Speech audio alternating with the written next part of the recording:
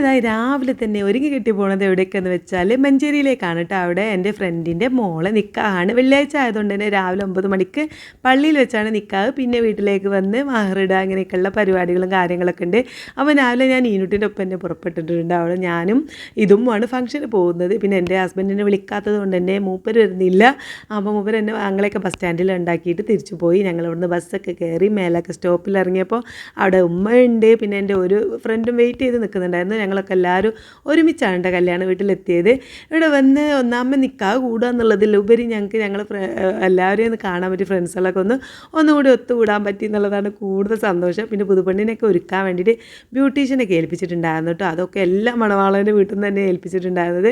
അവർ രാവിലെ 5 മണിക്കൊക്കെ വന്ന് ആളെ ഒരുക്കി സുന്ദരി കുട്ടിയായി അവിടെ ഇരുത്തിയിട്ടുണ്ട്.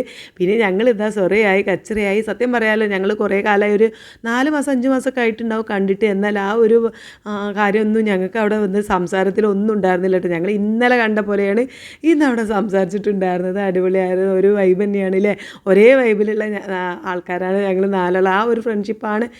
വേറെ ഒരുപാട് ഫ്രണ്ട്സുകൾ ഉണ്ടെങ്കിലും ഈ ഒരു ഫ്രണ്ട്ഷിപ്പാണ് കേട്ടോ ഞങ്ങൾ നിലനിർന്ന് ഇങ്ങനെ പോകുന്നത്.